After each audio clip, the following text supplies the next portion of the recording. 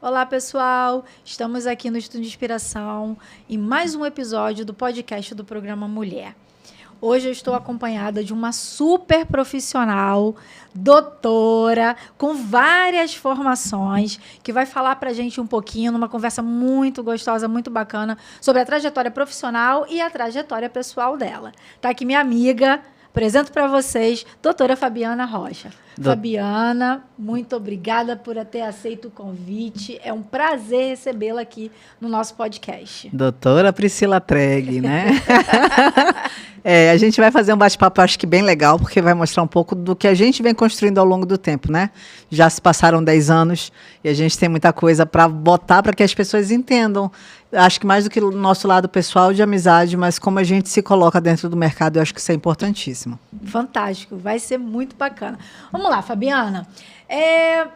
Falar um pouquinho da sua trajetória profissional, a gente começa por aí, né? Depois a gente começa com falar um pouquinho da gente, enfim, bem fofinho, né? Daquele jeito bem fofinho.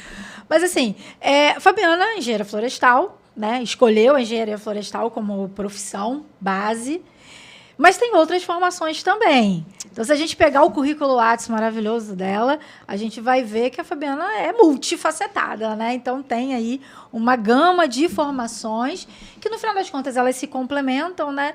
E que fecham para formar esse pacote maravilhoso de profissional. Como é que você acha que tudo isso junto contribui para a sua carreira, para a sua formação? Então, vamos lá.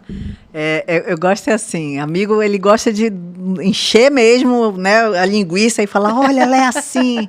Então, mas vamos lá, né? A Florestal me escolheu, não fui eu que escolhi, porque eu nem sabia o que eu ia fazer. Na verdade, eu sabia, não era isso, mas acabei indo para isso. Saí de Manaus, comecei uma outra formação, voltei para Manaus, fui para a Florestal. E formei, obrigada, literalmente, porque minha mãe lá pelo 4º semestre falou bem assim, você vai terminar essa faculdade. Eu falei, vou terminar essa faculdade, questão de honra, né? E lá no 8º período, fazendo exploração florestal, eu falei, é isso que eu quero. E foi isso que eu quis. E mais engraçado é que eu acho que a gente nunca projeta muitas coisas na vida, sabe? Eu sonhava, mas eu sonhava que eu queria pagar as minhas contas. Eu não sonhava que eu queria caminhar dentro da engenharia, muito menos que eu iria conseguir aquele tanto de título que a gente vai conseguindo ao longo do tempo, porque está estudando, está tudo certo. E aí eu me lembro que quando eu formei pleníssima, e foi tão legal. E a minha última turma, inclusive, da UTAN, que hoje é o EA, né? Foi a última turma formada para receber o diploma VIUTAN, que eu tenho maior orgulho. Revela o tempo. Né? Gente, não pode fazer muita conta. Mas, enfim. E aí eu me lembro que quando foi, na época, entrei no mestrado, já estava no INPE, entrei no mestrado, aí saí, foi quando, depois do mestrado, veio a primeira oportunidade profissional dando aula. Eu nunca me vi nessa formação, ou nessa profissão especificamente, ser professora. Que é basicamente um chamado de vida. E só quem é professor é que vai entender isso, porque parece karma, né? Mas a gente consegue, no final das contas, entender que isso é um chamado de verdade. Porque você se espelha muito, na verdade, você vê primeiro os alunos se espelhando muito em você, para depois você conseguir se enxergar e falar, fiz o que eu tinha que fazer. E aí, tempos depois, entrei no doutorado. E tempos depois, já, tipo, o que eu vou fazer agora da vida? E numa instituição que eu já comecei a trabalhar, lá falaram bem assim, você não quer fazer outra faculdade? E aquilo que eu larguei há mais ou menos na época, sei lá, 15 anos, eu falei, eu vou fazer. E lá fui fazer direito. E é engraçado, assim, né? Eu falei bem assim, também era questão de honra. Terminar aquilo que eu comecei lá atrás, que eu não pude continuar, e depois eu me vi nessa condição. Mas quando eu olho hoje e falo, nossa, que legal. É uma outra formação, né? Ter um canudo formado de vermelho, que era meu sonho, e ter um canudinho do direito. Mas, sabe aquela coisa? Eu falei, passou a época. Foi na engenharia que eu me encontrei. Foi na engenharia que eu consegui tudo que parece para muitos, talvez, pode ser irrisório, mas que para mim é muita coisa. Porque eu realmente me vejo, toda vez que eu ia para campo, toda vez que eu estava medindo uma árvore, toda vez que eu estava falando sobre emissão de gases de efeito estufa, impactos ambientais, eu falava, é isso, foi para isso que eu estudei, foi para isso que eu vim. E como é fácil falar quando a gente gosta daquilo que a gente faz, né? São profissões, como você falou, que se complementam. se complementam mesmo. Eu sempre digo que todo mundo tinha que fazer direito na vida. Isso não é uma balela, tinha mesmo, porque ele te abre a visão do mundo, sabe? Ele mostra que não é tudo tão fácil quanto parece, que tudo é regrado. Então, esse tipo de coisa para mim é muito legal. Mas eu ainda quero fazer outra faculdade. Lá pelas tantas, estando numa outra instituição de ensino onde a gente trabalhou junta, eu realmente vi que engenharia de produção era uma coisa que, para mim, me agradava muito, porque ali eu conseguia encontrar ferramentas que me abasteciam para modelar aquilo que eu já trabalhava de diversas formas. Mas hoje já me chamaram tanto de engenheiro ambiental que eu estou pensando em fazer engenharia ambiental. Só porque eu falo bem assim, poxa vida, já estão me dando título sem nem eu ter feito, né? Então, gente, se acalma, tá? Por partes. Mas isso é agora é caminhada de vida, né? Eu acho que não é que eu nasci para estudar, mas eu acho que eu nasci para procurar informação, mas eu também queria isso representado, e eu acho que o diploma, para mim, representa muita coisa. Ele mostra, na verdade, que eu construí conhecimento embasado no processo de formação. Então, é uma possibilidade. Fale de agronomia, Priscila. Oh, meu Deus. Olha, falar da escolha também lá atrás. Na sua fala eu me vi muito, né? De como você estava comunicando aí, como é que tudo começou. Eu também não tinha assim, a engenharia agronômica como uma primeira opção. Eu tentei fazer curso na área de saúde, era fisioterapia, mas aí em algum momento eu entendi que eu não consigo ver sangue. Eu passo mal de verdade mesmo. Eu falei, não, saúde não é para mim. E eu sempre gostei muito de número. Eu lembro que nas férias eu gostava de ficar ali fazendo cálculozinho, eu pegava livros de matemática para ficar brincando. E aí não, é engenharia, vamos para engenharia também. E foi meio que no meio do caminho que eu consegui entender que aquilo ali era para mim, que eu tinha feito a escolha certa, né? Foi quando eu descobri o mundo dos insetos, que é a minha grande paixão. Aliás, eu vim parar em Manaus para estudá-los. Eu vim para o INPA para fazer um mestrado em entomologia. Que é a minha grande paixão na vida. Então, trabalhar com ecologia de insetos, com controle de pragas. Então, sempre foi algo que me deu muito prazer, sempre me foi muito gostoso, assim. Não era trabalho, né?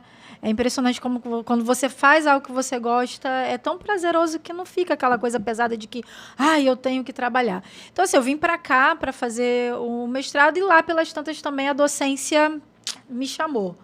Então, fui parar na área de saúde com a docência, mas para ministrar disciplinas relacionadas a cálculo, né? Eu era professora de estatística. Eu entrei numa instituição de ensino para ministrar aula de estatística. E lá pelas tantas a gente se encontrou nesse mesmo lugar, né?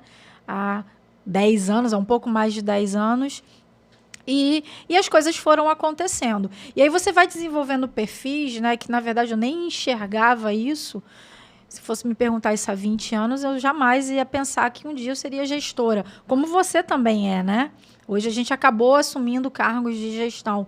Então, a gente vai desenvolvendo esse perfil da gestão, da liderança, foi desenvolvendo naturalmente, né? Então, assim, foi um processo. Eu costumo dizer que a minha vida ela foi assim, muito linear. Eu não tive muito aquela questão de altos e baixos. Foi, voltou. As coisas foram acontecendo realmente de uma maneira muito linear, foram subindo, crescendo, mas de um jeito muito tranquilo. Obviamente, não foi fácil. Então, assim, eu vim para Manaus sem ninguém, não tinha família, não tinha nada, não conhecia absolutamente ninguém aqui. Então, eu fui construindo a minha vida muito longe de casa. O que já era uma barreira, né, para se vencer, você ter a falta da famosa rede de apoio, né? Então, eu construí isso aqui. Então, são desafios que você acaba tendo que lidar ali, que envolve e acaba misturando o profissional com o pessoal, porque para você se construir como profissional, você tem que ter uma base aqui por trás, assim, pessoal, muito forte, muito sólida, né, para conseguir se garantir. E as coisas foram acontecendo. E foi tudo muito gostoso. Eu sou muito realizada hoje na engenharia agronômica. Também falam muito. Você que é da área ambiental, as pessoas sempre jogam a gente. Você que é da área ambiental, parece que só mexer com plantinha, com matinho. Todo mundo é da área ambiental. E a gente sabe que não é bem assim, né? Mas, assim, não refugo, não. Acho bacana, acho legal a associação. Mas procurei também, em algum momento, fiz o mestrado, fiz o doutorado. Foi quando a gente se encontrou. E procurei fazer outra graduação também. É engraçado que a gente chega um momento e pensa assim, o que eu vou fazer da vida? Para quem gosta de estudar, né, eu acho que esse questionamento ele vem.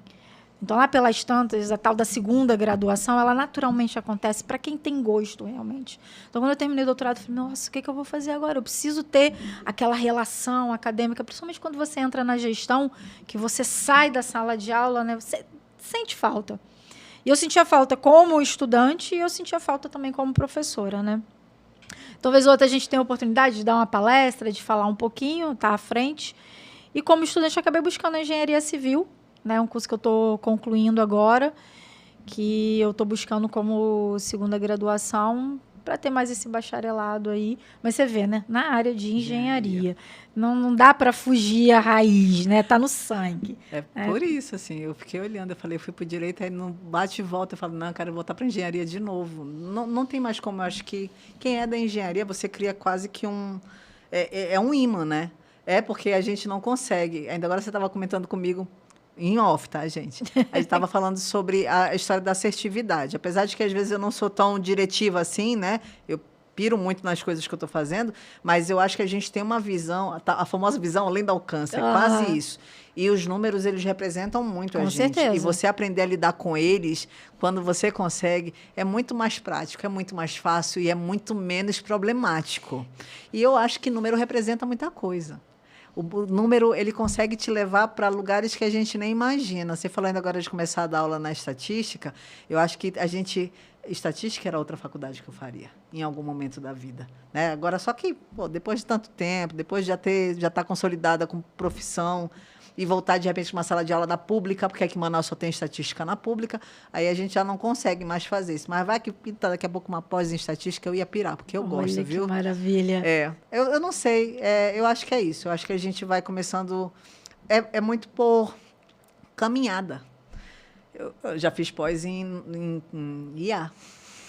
Não é, né? Esse momento agora, então, né, que a IA está tão em alta. A gente vai, as coisas vão. Eu acho que, e aí talvez você consiga entender melhor isso e a gente consiga falar sobre isso, e pode ser uma visão tua também. Eu acho que a gente vai passando o tempo, a gente se consolida, só que vem muita gente atrás.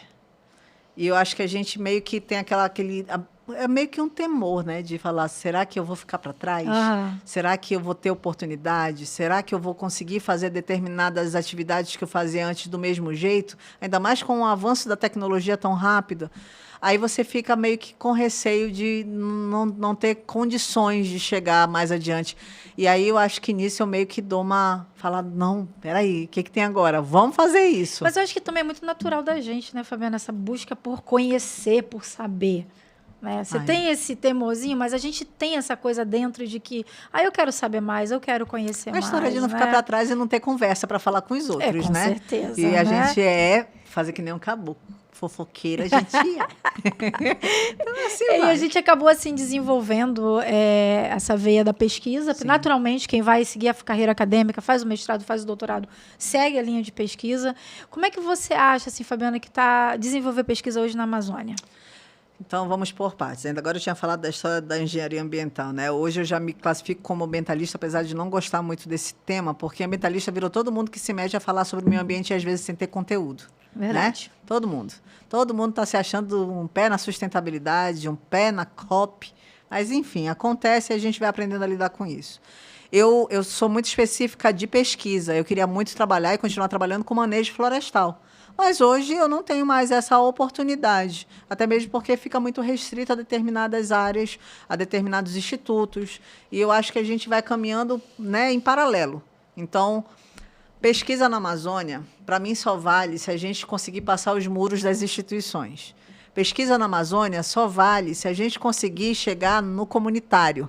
E que a gente consiga não apenas chegar no comunitário, acompanhar esse ribeirinho ou esse, sei lá, um indígena, um extrativista, só vai ter condições de acontecer efetivamente, de todas as formas, se você chega, se você acompanha, se você sabe o depois, né? Ele não pode ser um projeto solto, aquele que a gente consegue a muito custo, liberação de dinheiro por algum órgão de fomento, e aí você passa 2, 3 anos com aquele projeto e depois nunca mais consegue fazer nada, porque simplesmente não tem mais dinheiro e porque não tem gente que vai investir nisso. Ele vira um documento na prateleira, Exatamente. né? E eu me vi muitas vezes pensando bem assim, e se eu for para o órgão de pesquisa? Eu ficava pensando assim, vou passar, vou fazer minha pesquisa, mas em que condições?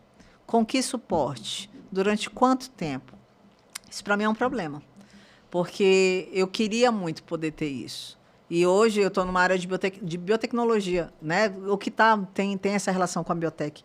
Mas eu não me vejo nessa área. Eu sou do campo. Eu sou quase que uma extensionista. Extensionista, isso que eu ia falar. Eu sou quase que uma extensionista. Eu gosto do campo. Eu gosto de estar ali. Eu gosto de ver as coisas acontecendo. Aplicação, né? Aplicação. Exatamente. Eu não sou aquela do laboratório, apesar de ter feito várias coisas em laboratório. Mas eu não sou do laboratório, muito menos de estar dentro de algo onde você tem o começo, meio e fim, tão delimitado ali com as coisas que você está fazendo. Os 3 primeiros meses você faz isso. Daqui a 6 meses você faz isso.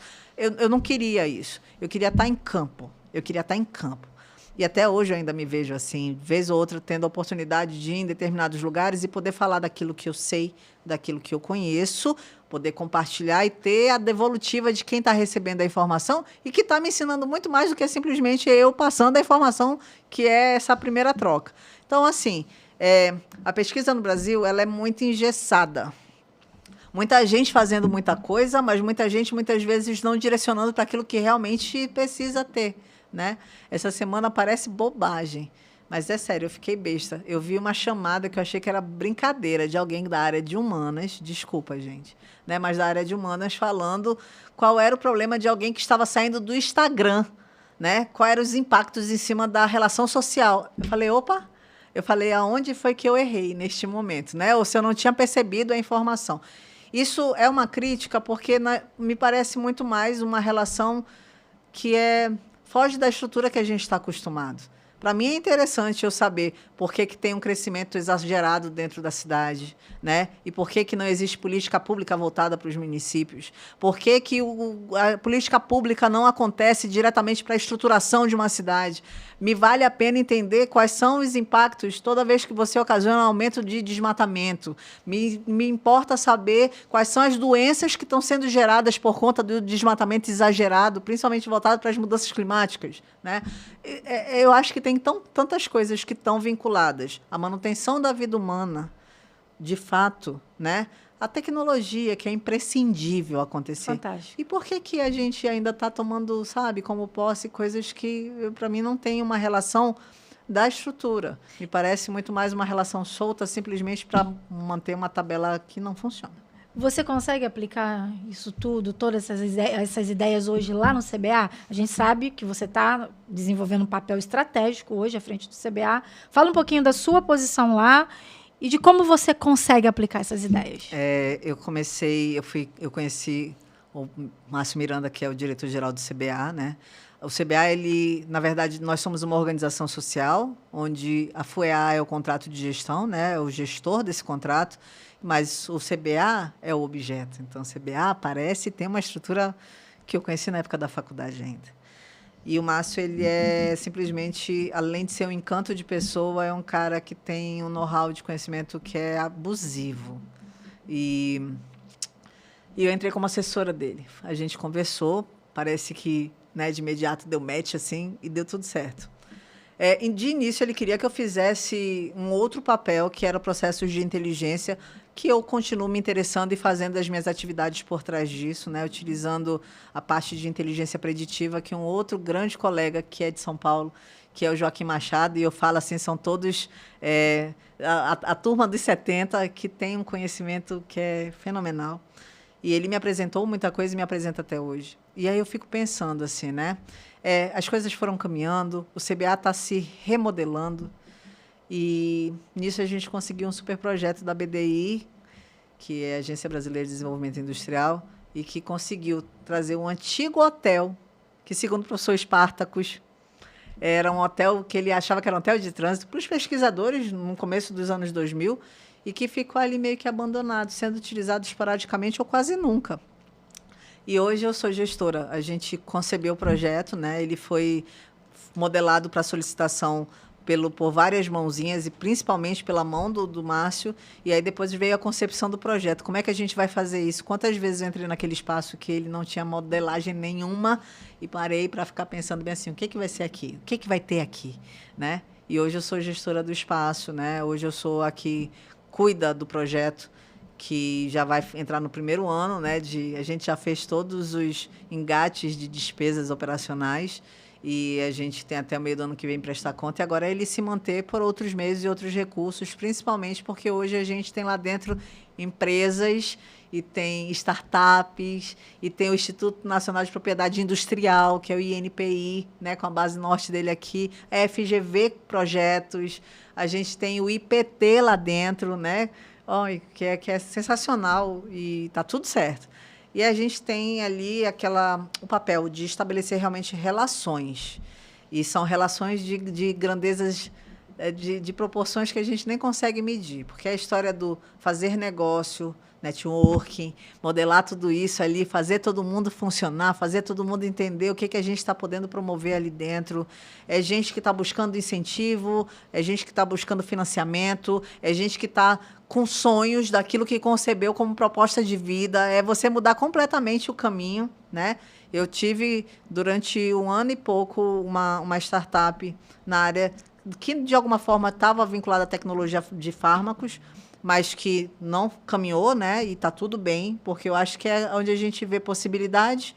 Era eu e a minha sócia Deolinda, né? Mas a gente viu que a gente estava com caminhos que não estavam engateando para o mesmo lugar, até mesmo porque a gente estava sem tempo. Ela é professora da UEA, eu dentro do CBA. Mas tudo bem, a gente conseguiu entender que foi a oportunidade da gente começar a enxergar. Eu tive um treinamento, foi aí que a coisa abriu de um jeito, né? Eu fui treinada por um instituto de tecnologia daqui do estado e foram mais de 6 meses, literalmente quase que sofrendo uma incubação, treinamento, aprender a fazer pitch. Né? Todo santo dia, voltei para a sala de aula de 6 às 10 da noite. Durante 3 meses e depois no modelo de sábado, até que nós fomos o sexto. Eram 5 que recebiam um incentivo de R$65 mil. Nós ficamos em sexto. Isso para mim foi tão grandioso, porque alguém que nunca tinha falado sobre ecossistema, sobre startups, sobre inovação, sobre todas as possibilidades de criar negócio, para mim foi tão... Para mim, eu ficava bem assim, meu Deus, o que eu estou fazendo aqui? Mas, ao mesmo tempo, tá tudo certo, eu estou adorando. E conhecer gente nova, gente que sonha, gente que quer investimento, gente que está procurando isso realmente como forma de crescimento, porque todo mundo sonha alto com isso. Porque quando você fala de startup, você está falando de investimento de milhões. É verdade. Né? Principalmente para as indústrias que a gente já entende que são os chamarizes. Você está falando de tecnologia, você está falando de fármacos de alguma forma, você está falando de medicinal, você está falando de, sei lá, sustentabilidade, você está falando de melhorar a ciência dos materiais que está aí, ó, gritando. Então, assim, isso é muito legal. São as novas ideias. E o Brasil, ele é campeão de ideias. O Brasil, eu digo que quando a gente não é o Mister Gatilho, né? Mas a gente é campeão de ideias, porque a gente pega coisas e consegue transformar em 2 segundos em outra coisa, consegue juntar uma coisa na outra. Mas, obviamente, precisa ter um tratamento disso. E a gente conseguir engatar as coisas de forma ordenada para poder criar realmente os produtos que o mercado reconhece como possível negócio, para receber aquele pretensioso valor, né? A gente tinha orçado, a gente participou do PPBio, não fomos contempladas, mas inicialmente o valor era de 4 milhões, desceu para 2, né? Para que a gente conseguisse iniciar o processo. Não deu certo, mas eu digo assim, o PPBio, ele é o sonho de todo mundo que está dentro da Amazônia, né? Ele é um programa prioritário que funciona muito bem e que dá condições para que todo mundo que está empreendendo realmente consiga fazer essa projeção inicial e caminhar. Daqui a pouco, se você fizer tudo certo, chance de dar bom, tá, beleza. Que aí vem outros investimentos e tem gente que aí vai caminhando e, né, à toa que aparece lá na parte de projeções de empreendimentos, assim, gente que consegue hoje 5 milhões, 100 milhões, 1 bilhão. Você vê que muita oportunidade, Muita. né? Tem muita oportunidade para boas ideias, principalmente, né? A gente, principalmente para nossos colegas engenheiros, a gente está dentro do sistema, né? Sistema Confea CREA Mútua. Eu e Fabiana, a gente compartilha uma coordenação dentro do CREA Amazonas, do Programa Mulher, somos coordenadoras do Programa Mulher. Mas lá dentro do CREA você também esteve à frente, né, de alguns grupos de trabalho, alguns GTs. Fala um pouquinho para a gente como é que foi coordenar o GT de mobilidade urbana, de impactos ambientais, como é que foi essa experiência e o que você tirou disso? Na gestão do CREA anterior, eu tive a oportunidade de fazer a participação de mobilidade urbana. Para mim foi muito interessante porque eu tinha a visão de fora, né? aquela que só reclama do trânsito, aquela que só reclama da estrutura da cidade, aquela que só reclama...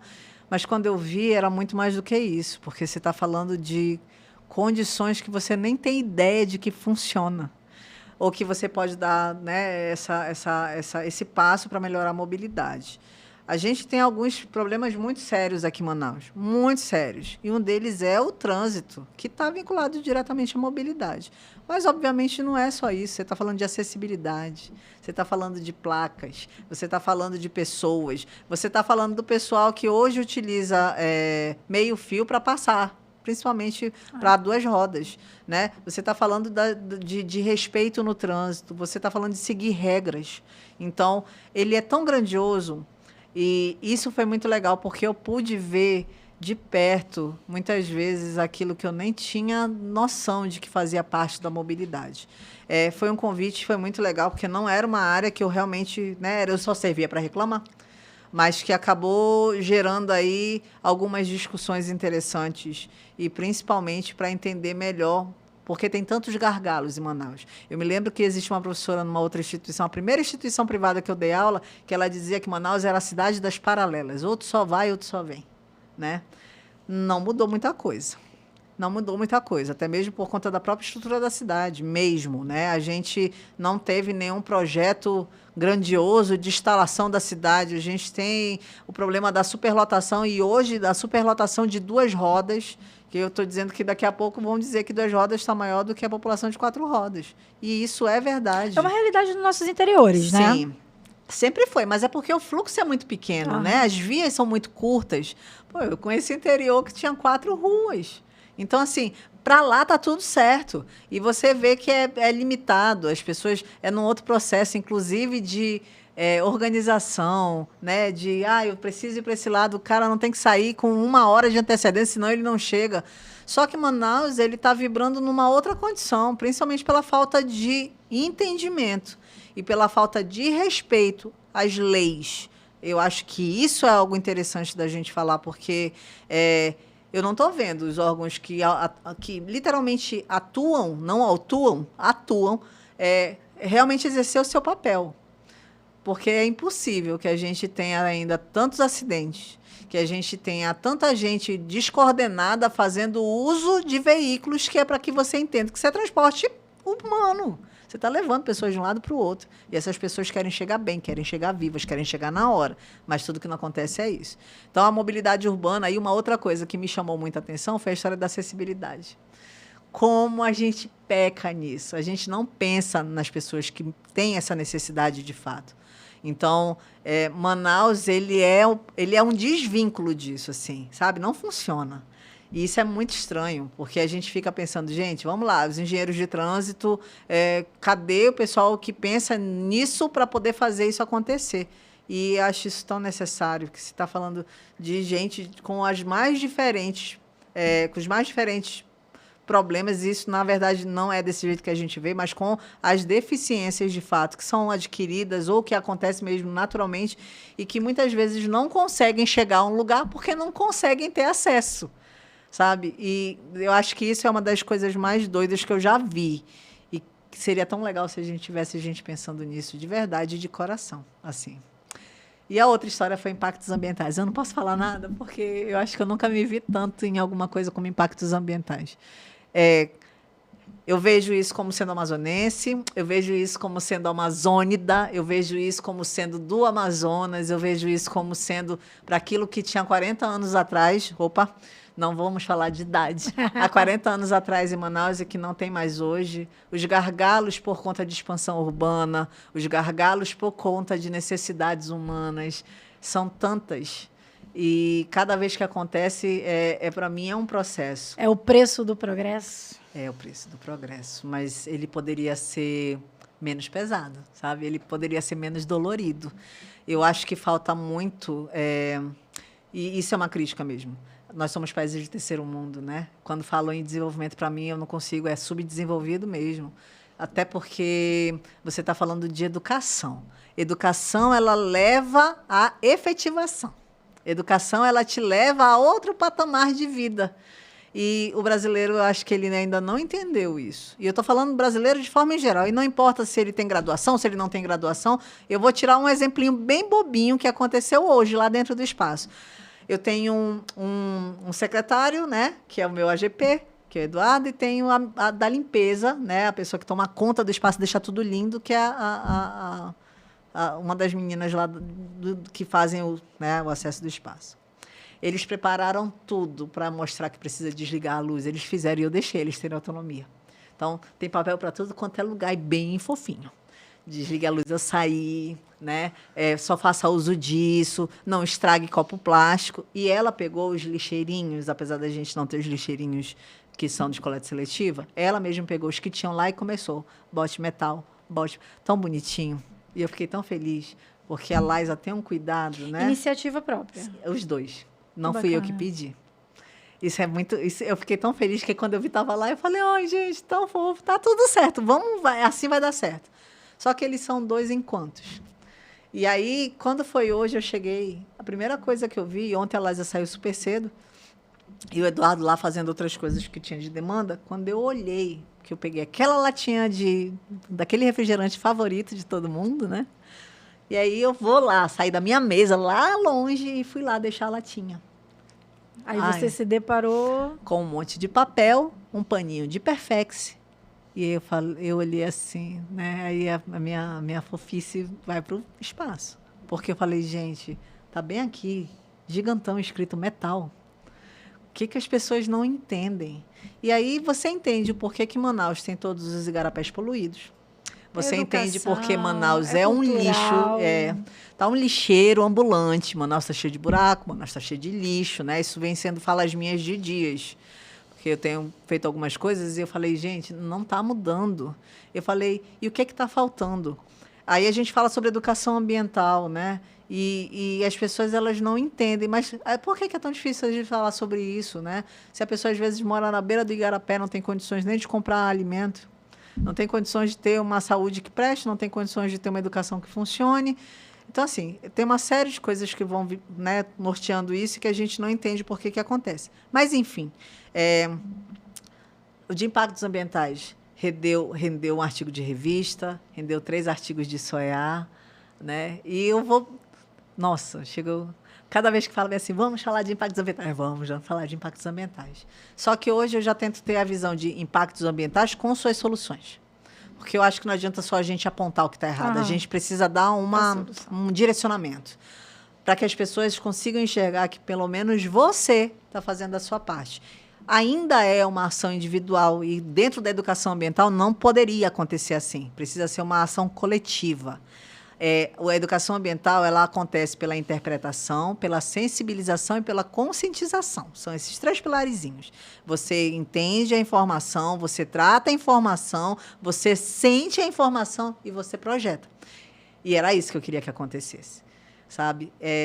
Mas eu sei que a gente ainda tem muita caminhada. Eu espero estar viva. É trabalho de formiguinha, né? Mas a engenharia, ela é interessante, porque tem gente que realmente pega a tua ideia, assim, sabe? Por mais que seja algo individual, sempre vai ter um que você vai corromper a mente e falar, meu filho, pelo amor de Deus, vamos fazer o mínimo, vamos não fazer, né? Quantas vezes... que a coisa acontece. Né? Quantas vezes a gente estava com os alunos falando, faz isso. Eu me lembro de uma ação tua que os meninos criaram, eu acho que foi contigo, o Papa Pilha. Sim, sim.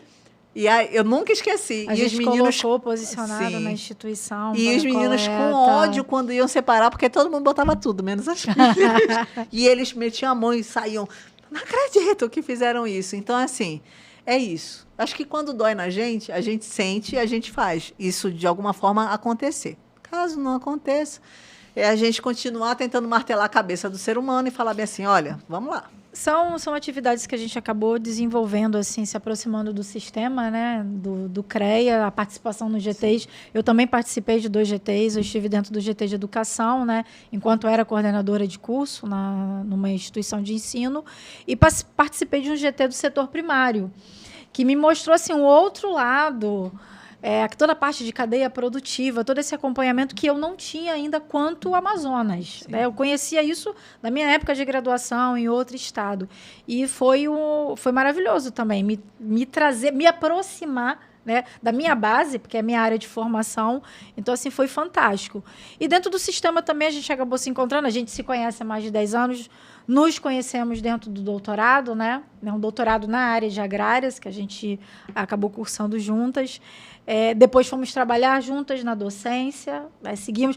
Imaginei que quando a gente se separou ali, que você saiu, que a gente não fosse trabalhar mais juntas e, de repente, a gente se encontra dentro do CREA e para trabalhar novamente em parceria, né? E tudo começou muito que assim, modéstia, e de repente a gente já estava ali, bora fazer um monte de coisas juntas, muitas viagens, né, Fabiana? Quantas, eu já perdi até a conta de quantas melhor parceira viagens. De viagem, eu morro de dizer dúvida, isso, porque a gente está sempre nisso. Eu achei legal falar, e só um parênteses mesmo, é quase uma declaração, tá, gente? É porque, assim, quando a gente encontra parceria de alma, é um negócio de outro mundo. E eu digo isso porque a Priscila falou bem assim um dia. Olha, a Priscila, eu nem chamo ela assim, tá, gente? É verdade. E aí eu falei bem assim, ela veio e ela, Fabiana, eu vou entrar na coordenação do programa Mulher, tu vai comigo. Já foi assim.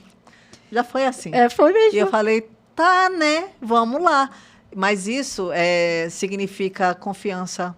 Isso significa parceria, isso significa respeito. E assim a gente vai seguindo durante longos 3 anos. É verdade, né? São quase 3 anos, de verdade. E você estava comigo no GT de Impactos Ambientais. Estava lá dentro com você também.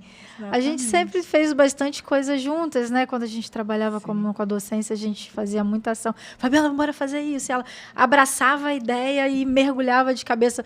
Assim, uma coisa que eu acho muito bacana, são declarações agora. Eu falei que eu ia chorar nesse podcast. Mas, assim, é bacana de ouvir você falar, porque você fala com tanto amor, com tanta vontade sobre o que você faz, que a gente fica empolgado e quer fazer junto, e quer acompanhar, e quer seguir. Eu vejo suas postagens, eu vejo o quanto você é preocupada realmente com a sua área de atuação, e você não quer ser só mais uma, né? Você quer realmente fazer diferença, você quer realmente se posicionar e sabe, olha, eu estou aqui e é isso que tem que ser feito. Às vezes a gente é até mal interpretada, né? Infelizmente, mas, enfim, eu acho que faz parte do jogo, a gente dá a cara a tapa mesmo para poder se posicionar. E nisso a gente desenvolve a liderança. E hoje a gente está dentro de um programa, a gente esbarra em uma série de desafios, porque não só a questão de você ter um posicionamento quanto profissional, a gente tem a questão do posicionamento quanto mulher, né? A gente tenta cada vez mais, a gente até combinou, não vamos ficar falando muito sobre isso, mas assim, é quase que inevitável você... Porque tem diferença, né, Fabiana? Tem muita. Tem diferença no tratamento, tem diferença, né, nas questões do dia a dia, o posicionamento de uma mulher, o posicionamento de um homem com relação às questões, principalmente na área de engenharia. Todo mundo já sabe, um universo majoritariamente masculino, e você conseguir sair à frente, você conseguir ali ter uma posição de destaque sem ser criticada, sem ser julgada, é muito complicado, né? Durante muito tempo, acho que eu te falei isso uma vez, durante muito tempo, eu falei bem assim, a gente vai criando as casquinhas da gente e a gente vai achando que está tudo bem, né? Vai, porque a gente só simplesmente vai. Porque se a gente não fizer isso, é um dos motivos da gente ficar para trás. Quantas vezes eu escutei alguém falar bem assim, nossa, não quero ficar na engenharia. Já tive problema, tem uns 2 meses, que uma amiga em comum nossa falou bem assim, Fabiana, estou tendo problema com uma aluna. E eu acho que vale a pena falar de assédio, né? E ela falou, vem fazer uma palestra aqui na instituição. E ela falou bem assim, faz essa palestra e tenta direcionar. Gente, se eu pudesse, eu tinha feito uma palestra para menina, assim. Eu tinha olhado para ela e falado, vem cá, minha filha, sente aqui, vamos falar sobre isso. Porque eu acho que é a história do você ter empatia e a história do você ter cuidado, sabe? Porque muitas vezes não tiveram cuidado com a gente. É verdade. Mas a gente conseguiu ultrapassar isso. Mas isso não é comum a todo mundo. Porque dói, tem vezes que dói não muito. Não é pra ser assim, né? Exatamente. Até mesmo porque você está falando de equidade, você está falando realmente de empatia. São pessoas, elas estudam, elas melhoram todo o processo, elas aprendem cada vez mais, elas buscam aprendizado, buscam conhecimento, buscam, né, aparecer na profissão, aquela coisa toda, mas pode ter uma pessoa que é um carrasco atrás. E isso é um problema, porque a gente parece que fica o tempo todo tentando provar coisa para os outros, tentando provar o que você já provou para si mesmo que consegue, né? Você consegue, você sabe disso, mas é difícil você ter que ficar batendo na tecla o tempo todo de mim assim, eu posso, eu sei, eu faço. Porque eu falo, cara, é tão fácil ver, é só uma questão de tomada de decisão. Você vai, você faz, as pessoas elas podiam prestar atenção. E para a gente da engenharia, para as meninas na engenharia, isso é problemático. Sempre foi. Só que é engraçado, porque eu acho que eu demorei muito para entender que lá atrás eu tinha problemas, que lá atrás eu tive vários problemas, né? Graças a Deus, nada que tivesse que procurar terapia e nada que tivesse que fazer o uso de coisas que eu não gostaria que tivesse feito, como fosse o caso do meu corpo. Mas nem todo mundo é assim, né? Exatamente. Nem todo mundo lida dessa mesma forma. São diferentes tipos de assédio e nem todo mundo está preparado, Exatamente. né? É engraçado porque eu acho que tem muito da criação, tem muito de épocas anteriores, né? As pessoas estão mais sensíveis agora e eu acho que elas, não é à toa que elas procuram ajuda. Mas é estranho, sabe, ter que ficar lidando com esse tipo de coisa, porque somos profissionais. Não importa se é a Fabiana ou o Fabiano, se é o Alexandre ou a Alexandra, todos os nomes da drag aparecendo hoje, né? Não importa. O que importa é olhar você como sendo um resolutor, como você sendo engenheiro, porque é isso. A diferença existe o engenheiro civil, existe o engenheiro mecânico, existe o engenheiro florestal, existe o engenheiro ambiental, existe o engenheiro mecatrônico, mas são engenheiros. E não é porque a gente usa o verbo no masculino, na verdade é chamado pronome no masculino, que a gente está dizendo que isso é primordialmente masculino. Existem meninas e existem meninas que fazem tanta diferença, que colocam tudo aquilo que aprenderam e continuam ali correndo atrás com tanta força. Eu já conheci tanta gente legal que eu olho e falo, putz, se eu soubesse disso antes, se eu tivesse conhecido ela antes, se eu tivesse... Porque são laços que se estreitam, que te mantêm firme e que te mostram que você pode cada vez mais. Então, são essas redes de apoio, como você falou lá atrás, que te dão suporte. Nossa, ia ser tudo, sabe? Eu acho que a chance da gente dar certo seria muito legal. Mas, é claro, o tempo está passando. A evolução está acontecendo da forma... Bem, depende da visão de cada um, mas a gente vai conseguindo se colocar. E eu acho que o programa, ele realmente veio para tentar dar esse direcionamento. Não é fácil. É verdade. Não é fácil. Mesmo. Ninguém disse que ia ser fácil, Ninguém né? disse que ia ser. Quantas coisas a gente engole, às vezes, porque o posicionamento das pessoas, ele é, muitas vezes, instrutivo e direcionado. Mas eu acho que a gente consegue ir caminhando bem, né? Eu já me vejo agora finalizando a tríade, né? É uma decisão minha, porque eu acho que tem tanta gente boa chegando Com por aí certeza. que Tem pode dar ir caminhando. espaço, Claro. Dá uma oxigenada, Cada né? vez que uma menina fala bem assim, eu queria saber do programa Mulher, eu falo, é isso, né? É isso. É uma engenheira que está realmente tomando posse da profissão e que tem tantas vezes a aplicar, a mostrar, a praticar e todos os verbos possíveis de ação que possa acontecer, que eu acho que vale muito a pena. Sabe, mesmo com tantos atropelos, mesmo assim, eu acho que toda vez que eu vejo alguém falar bem assim, olha, eu sou engenheira, eu queria ver isso acontecer, aí eu falo, opa, respira-se, fala, tá dando tudo certo na vida, a gente está caminhando. Está caminhando. É aquilo que a gente estava conversando aqui antes, né? A gente fez vários projetos juntos, mas qual que foi o mais importante? Qual o projeto mais importante? E a gente é muito fácil da gente entender que o projeto que eu, Fabiana, trabalhamos juntas, mas que enquanto profissionais é formar, né? É formar. Isso é tão satisfatório e você conseguir ver no outro aquilo que você passou, que você ensinou e a pessoa da maneira dela, né? Trabalhar e levar aquilo adiante é de uma satisfação. Eu costumo dizer que não tem dinheiro que pague Foi isso, a história né? do chorar, né? Quantas vezes... eu vou dizendo assim, que o tempo ele vai me moldando muito, né? A gente vai ficando cada vez mais emotiva. Eu falei, vai ficando velha, vai ficando emotiva. Normal. Mas é porque são 15 anos de sala de aula, né? O seu acho que é um pouquinho mais 19 do que eu, quase, né? Quase 19. Começou com 1, gente. E são 15 anos que eu acho que eu me reconheci profissionalmente.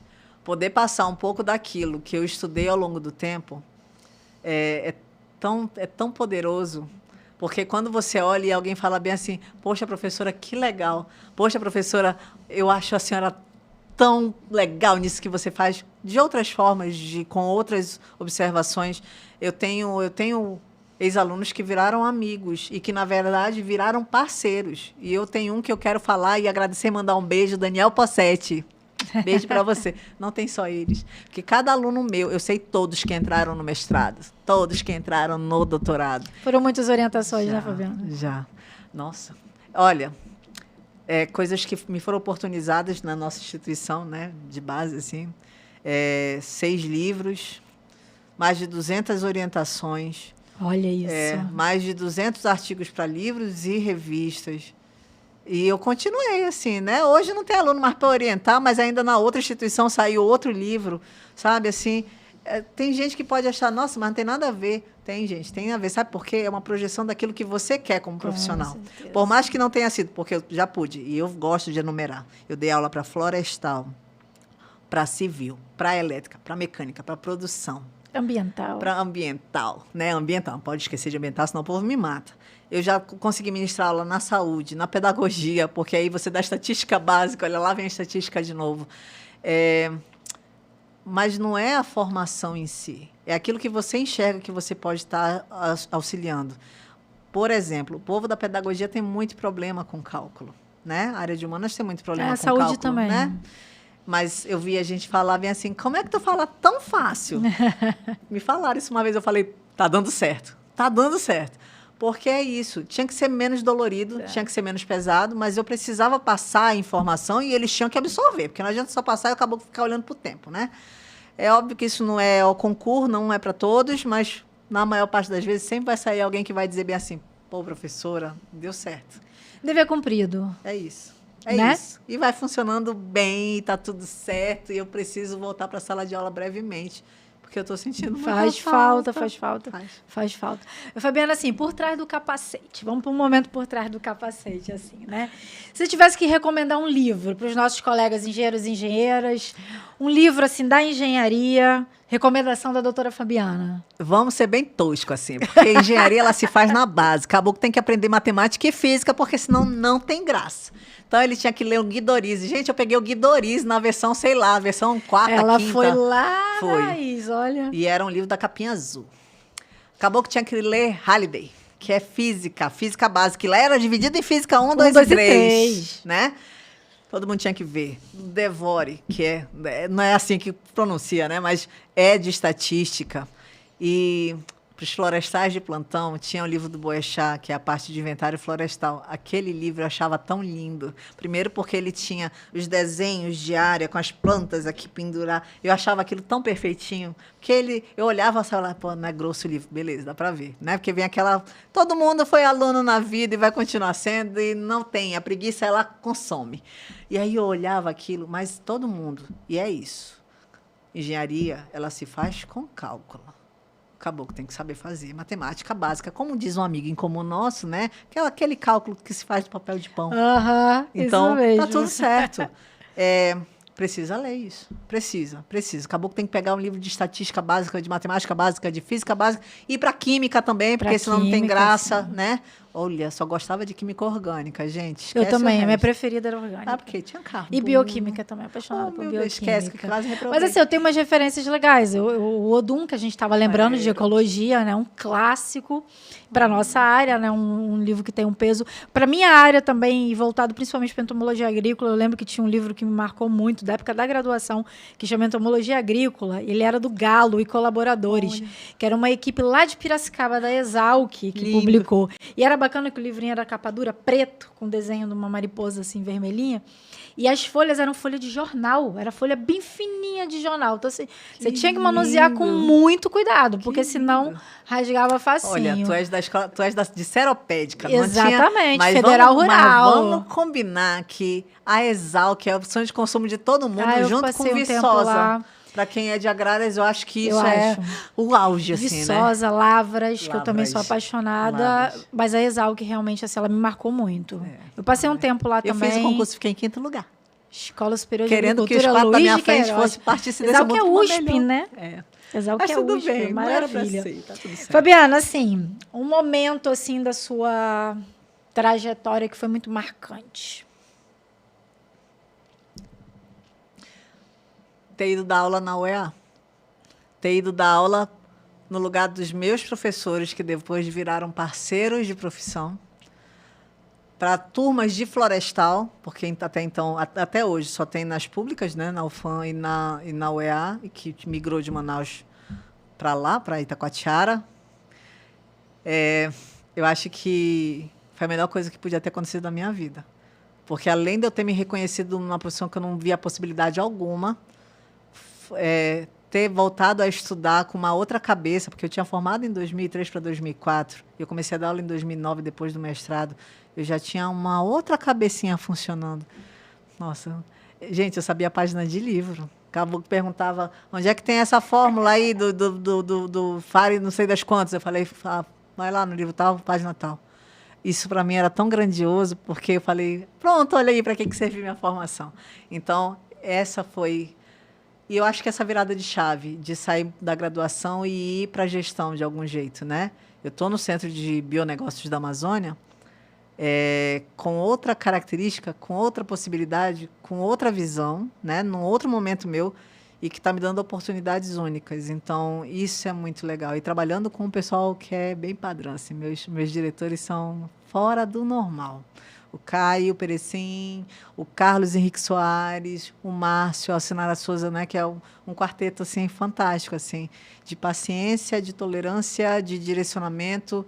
Então, assim, eu acho que esses dois momentos são interessantíssimos. E aconteceu uma coisa esse ano que, para mim, eu acho que eu chorei vários dias. Foi ter ido palestrar a convite na Universidade de Cusco. Eu palestrei 3 horas em espanhol, né, em portunhol. Eu acho que, para um profissional, né, que está tentando se manter dentro de uma profissão ou está tentando ser reconhecido, é tão doido isso, assim, você sair do teu país. Eu já tive a oportunidade de palestrar dentro da SOEA, né, a de Salvador, que aquilo ali também para mim foi um negócio fora da casinha, assim, Fabiana vai participar de uma mesa falando sobre resíduos sólidos, aquilo foi doido, aquilo já foi doido para mim, mas essa viagem especificamente, assim, sair do teu país para uma universidade conceituadíssima dentro de um outro país, para mim foi, eu falei bem assim, zerei a vida. Falei, muito obrigada, né? Deu tudo certo, e é isso. E se a Fabiana não fosse engenheira, ela seria o quê? A gente conversou isso, né? Eu fiz outra graduação já, né? Fiz direito. E eu achei que aquilo que tinha 20 anos atrás na minha cabeça ia gritar. Não, gritou. Eu não sei. Eu vou viver de arte, não sei fazer arte nenhuma. Eu não tenho nem paciência. Né? Mas... a gente estava falando sobre o que a gente iria fazer. Eu acho que eu comunico muito bem. Eu acho que eu consigo falar, mesmo às vezes dando muitas voltas, mas eu acho que eu consigo falar aquilo que eu quero. Eu consigo ter time para as coisas. De repente, se eu tivesse feito jornalismo, talvez. Olha. Né? Eu gosto, a gente fala muito. Né? É verdade. A gente é bem fofoqueiro. Né? Eu acho que isso seria muito legal. Muito construtivo. Sim, né? Claro, sempre. Mas eu não me vejo fora da engenharia. Eu não me vejo fora da engenharia. Ela conseguiu me enredar de um jeito que é tão único. E, assim, não é engenharia. Eu não me vejo fora da florestal. Eu me vejo na área de meio ambiente, sim. Então, por isso, talvez a engenharia ambiental daqui a pouco de novo. Mas eu acho que a primeira vez que eu vi uma árvore cair me doeu, mas na segunda eu já falava bem assim, derruba outra, porque eu tinha visão de indústria, né? Então, derruba outra. Mas eu também comecei a entender que a floresta amazônica ela tinha tantos perfis, tantas condições de espaço para espaço, que às vezes bastava dar, quilômetro. Né? Que eu falei, não, vamos ver por outro lado, por outro ângulo, e está tudo bem. Então, é assim, no fim das contas, a profissão me escolheu da maneira mais certa possível. Eu só não sou indígena, mas eu sou a amazônida pura, assim, aquela coisa. Eu amo o que eu faço, eu amo a profissão que eu escolhi. Eu sou a amazonense de plantão, às vezes nem com tantas características de amazonense, mas eu me vejo tão nisso, então não tem como não dar certo, né? Bom, gente, olha, a conversa tá uma delícia, não dá vontade de parar, porque a gente também, quando começa a conversar, né, bota a hora aí. Mas, enfim, assim, Fabiana, foi muito, muito legal ter esse encontro com você aqui. Eu espero que os próximos podcasts que a gente tem os nossos convidados, a gente faça juntas, né? Recebendo nossos convidados. Eu queria que você deixasse uma mensagem, assim, para os colegas engenheiros, engenheiras. Não desistam da engenharia. Né? É uma profissão que, às vezes, está sendo bem... Não sei se renegada, né? Sempre foi falar de cálculo, sempre foi tão difícil, né? Mas você está vendo as pessoas deixando muito de lado o processo de formação, de entender a importância de tudo isso. Os maiores pensadores do mundo eram da área de cálculo, né? Sabiam cálculo como ninguém. Então, não subjuguem a engenharia. Ela é única. A gente resolve vários problemas, a gente encontra várias soluções para tanta coisa diferente. Então, vamos dar um pouco mais de valor para isso, vamos entender quais são as necessidades para a gente fazer cursos mais evolutivos, né? Evoluídos, de uma forma em geral. Mas eu acho que as pessoas podiam colar em muita gente que, com certeza, iria dar certo. Eu acho, de verdade, e é só um adendo, a gente tem muito para oferecer. De todas as formas mesmo, sabe? A engenharia ela é muito grandiosa. Ela vai em todas as áreas, de todas as formas. Hoje tem engenharia médica. Quem pensaria nisso há 20 anos atrás? Sabe? São tantas áreas, da tecnologia, de fato, com a parte de inteligência artificial, o pessoal da computação, para acho que a gente já está acostumado, elétrica, mecânica, civil, produção, ambiental. Então, tem tanta... E a gente não falou nada, são 242 formações diferentes cadastradas no CREA. Então, é assim. E a outra coisa que eu tenho para dizer é que eu amo você. E que... Muito obrigada por me ter feito fazer parte de todo esse processo, né? Obrigada a Alzira, que vem aí carregando a gente esse outro tempo. Eu quero também agradecer às outras gestões que também fizeram a gente entrar e que trouxeram a gente para dentro do CREA. Então, eu acho que eu não faria mesmo mais, nem melhor, se eu não tivesse com você. E você sabe disso, né? É um processo para a gente ser reconhecido e reconhecer as pessoas que a gente gostaria de ter algum tipo de envolvimento profissional, pessoal. E hoje eu digo nós somos amigas, eu amo você e eu quero muito que, as coisas caminhem. Com CREA, sem CREA. Com CREA é melhor. Com certeza. Com certeza. Com certeza. Obrigada, Amori, por ter compartilhado, né, um pouquinho da sua trajetória, da sua vida profissional, da sua vida pessoal comigo, com o pessoal que está aqui assistindo a gente. Você sabe que o sentimento é recíproco, eu também amo muito você. A gente faz declarações, né? A gente tem esse hábito de se declarar. Eu acho que é importante para o fortalecimento da nossa amizade. E eu só vejo coisas boas pela frente, porque a gente sabe trabalhar junto. Sempre. Né? Sempre soubemos trabalhar junto. A gente se respeita muito, a gente sabe o momento de cada uma. E isso é muito... Agora eu posso falar isso mais do que qualquer pessoa. Foi ótimo. Gente, olha, terminando aqui agora, a gente emocionada, porque eu falei que ia ser assim que ia acontecer. Mas beijo no coração, um beijo em todos. Um excelente fim de ano. A gente está com esse programa sendo lançado agora, né, entre Natal e Ano Novo. Então, boas festas para todos. E a gente se vê aí. Próximo ano, 2026. Beijo para todo mundo. Obrigada, Priscila. Beijo.